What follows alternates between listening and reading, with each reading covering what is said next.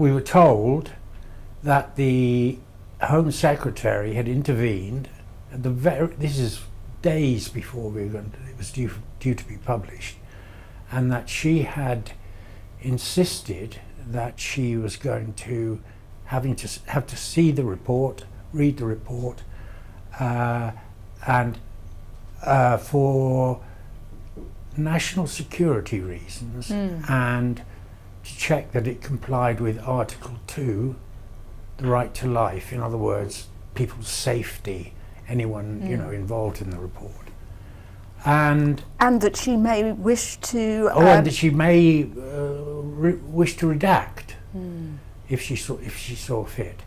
Slowly, it became much more. The corruption became bigger and wider. Then suddenly, the media's involved. Then suddenly, one of the people that hired the suspects is working at Number 10. It just grew and grew and grew, and every time you think it's nearly over, as we've learned this week, it's never been over.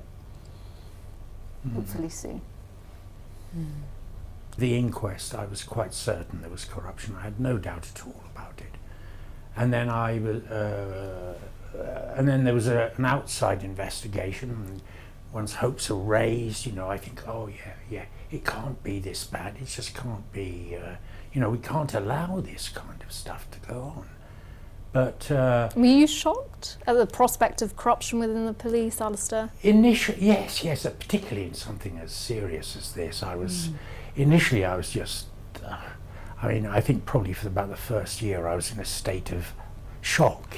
I was just functioning on the outside, and then after the second investigation, which in my view was a complete whitewash, then I thought, no, this is just unbelievable.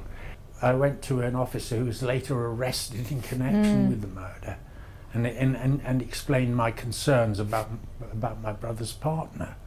Who he then went into business with. Who he then left and went into business with. It's just that. That sense of betrayal by the state was in a way deeper. And your sister, didn't it? Your sister Jane was particularly upset about that the police had let her. Oh God, yeah. We were all utterly traumatized by this chain of events, and I suppose my confidence in the police at that point was absolute rock bottom. And then I started writing to my MP about it, and he didn't even bother to reply at the time. And then I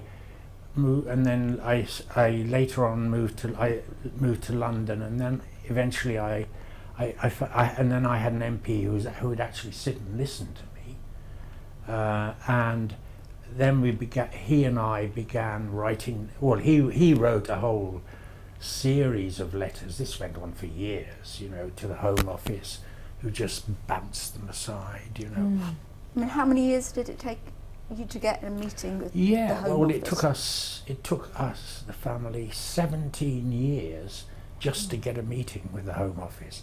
Under great pressure from my family, they carried out a third investigation behind our backs.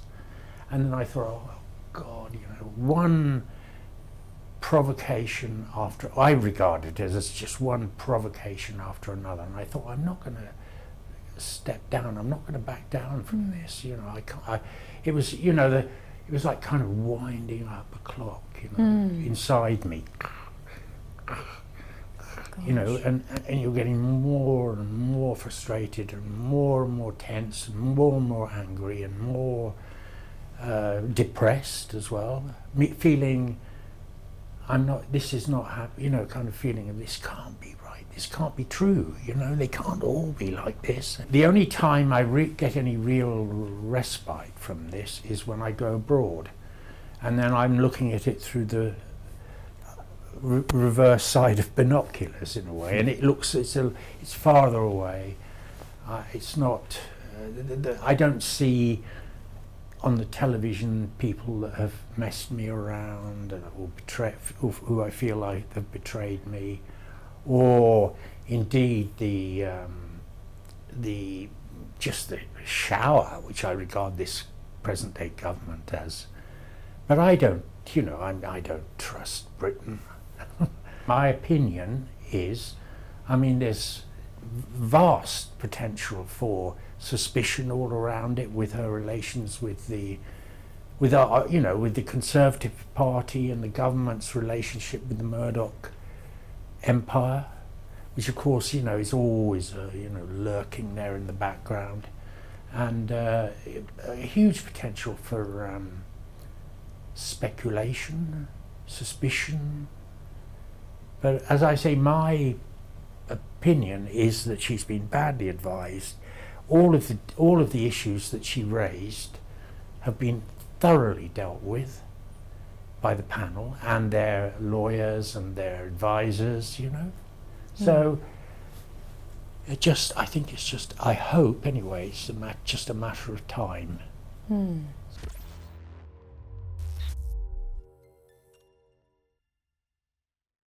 Thanks for watching. We can only hold power to account with your support. So do support us if you can by joining up on YouTube, Patreon, or through the Byline Times website.